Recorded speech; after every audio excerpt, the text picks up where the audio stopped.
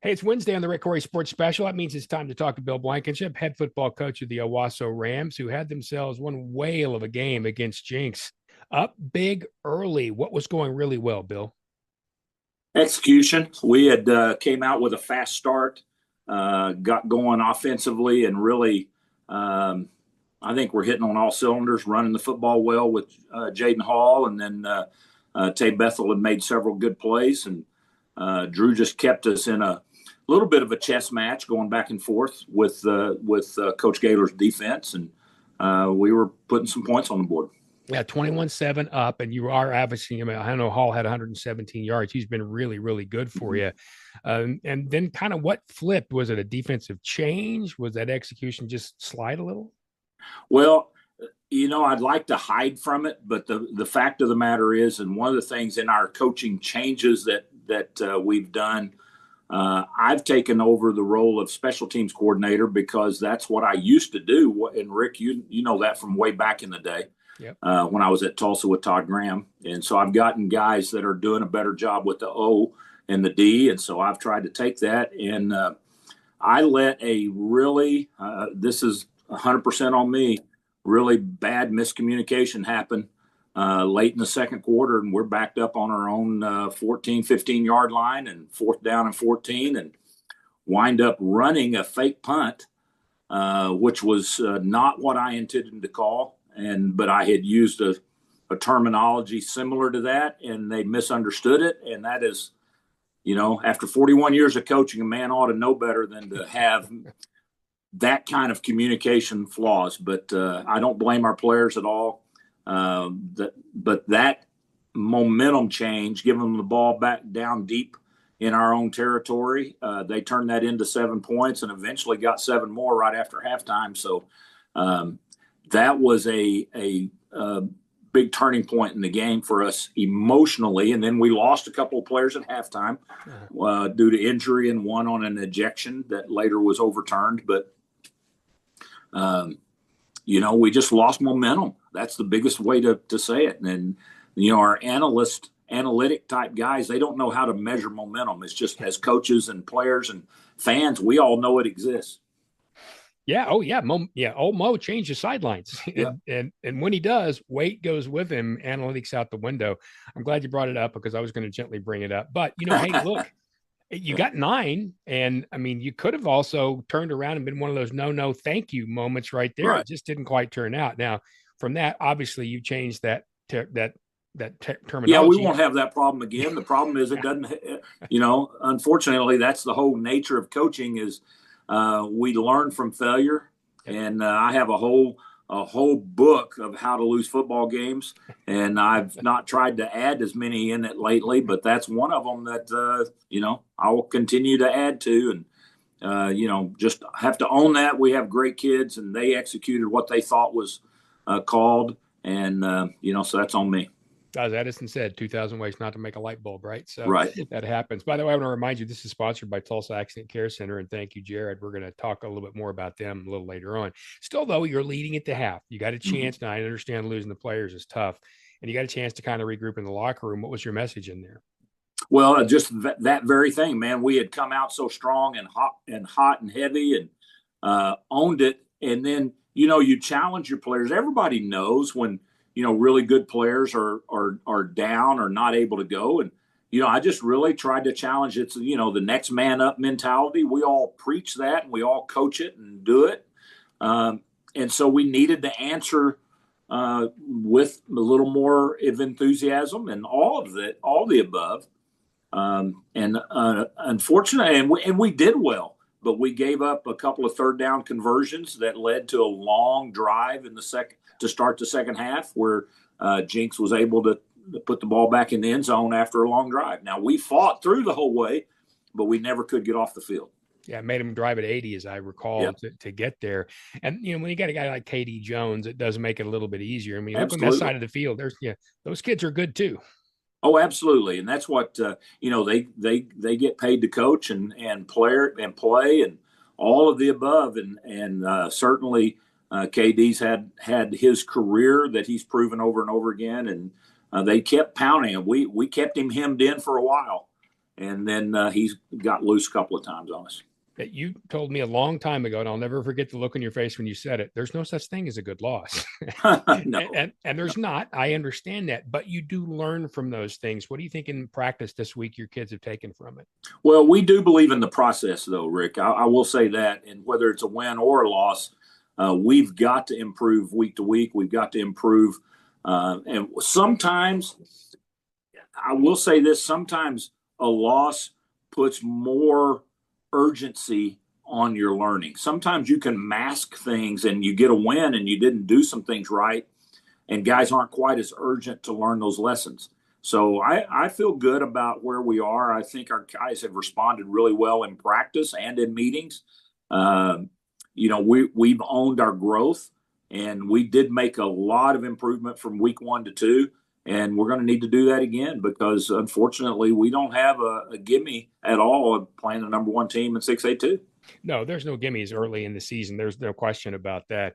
And I want to get to Sand Springs in a minute because I think Bobby Klink's done just an absolutely remarkable job. And you and I both are very familiar with Bobby and what a great guy he is. Before we do that, this question is probably a little bit more nebulous, but a long time ago, you talked to me about when you first got to Owasso and you flipped the switch with those guys. I said, "What'd you do?" And you said, "I taught them to believe and I taught them to win." That is your team has won, and they won with you and they won with Antonio. It's not that they haven't won before, but it's an ongoing process, especially when you're young. How do you continue teaching that process, Bill, how to win?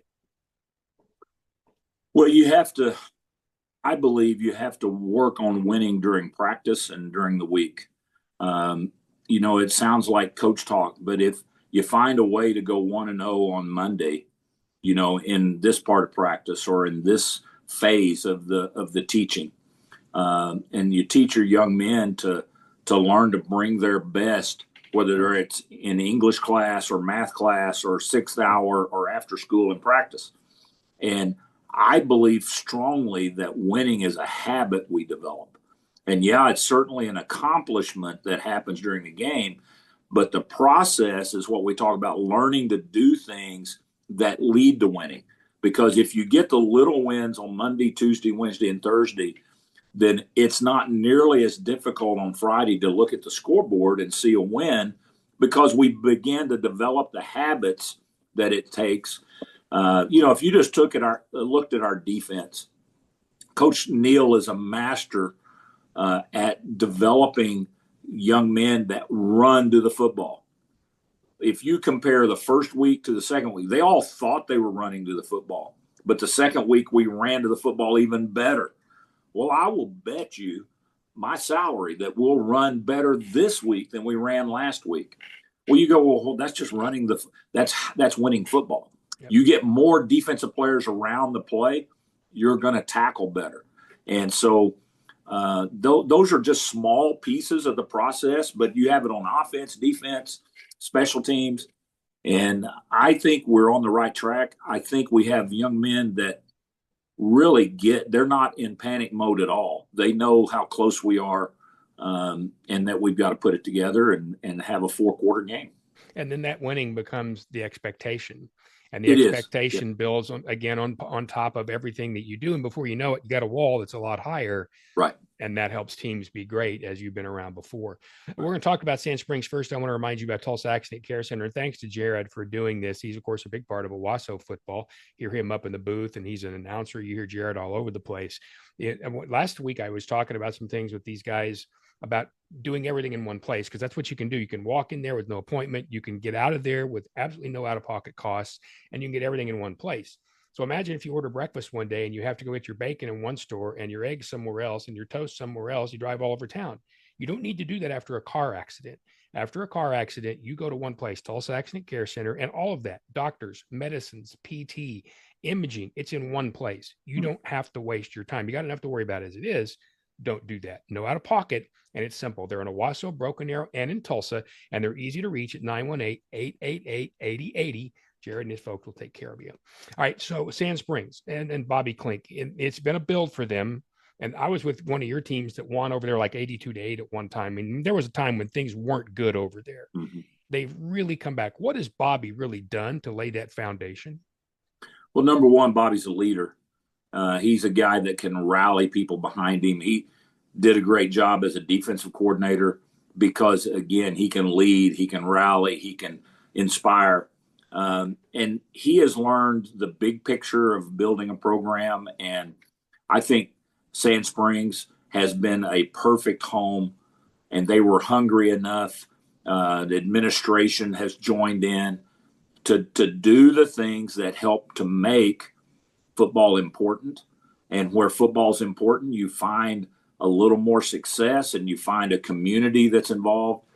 And I think he's got all of that trending in the right direction. And he's got a senior class now of really good football players, led by a quarterback that's an outstanding quarterback and pitcher in baseball. I mean, we've seen him win big games, both in state tournaments in baseball and then also as a football player. From the team standpoint, I know he's really good. What else do they bring that you take a look at on film and go, yeah, we got to watch that? Well, I think they're starting to mature across the board. Receiver core that really believes in him and has a pretty good, just that instinct, knowing where he's going to want me to be. And they get there, especially dangerous whenever he breaks the pocket. I think it's tough enough to defend them all, but if we allow him to ad lib, then that puts them on the move, and they tend to find open areas and do a really good job with that. I think defensively, Bobby's always been masterful at getting his guys to play at a high level of intensity. They're going to be creative. They're going to be aggressive. He's going to get after us. He'll pick his moments, for pressuring and all that. But, he's not going to sit back and just let Drew have his time. And so you have to know what they're going to do. He's toyed around with that's maybe a bad terminology, but he's starting to utilize a little bit of the 3 safety set against Bigsby, trying to have situations now where maybe we'd refer to it more as a dime package. But if he gets us behind the chains, he has some answers now built into what they do defensively to make it tough.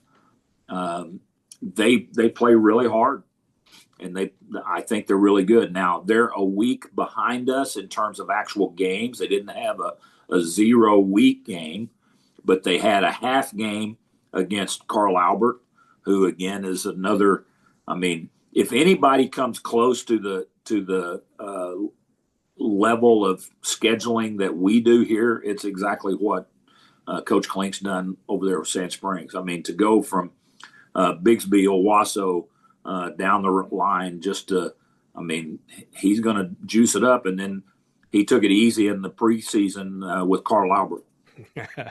He's what he told me. He said, I like hard games. Yeah. And you're right. He's an inspiring guy. You just can't help but you get that around Bobby. But still, as you always say, it's about your team. So what do you want to see them do better this week?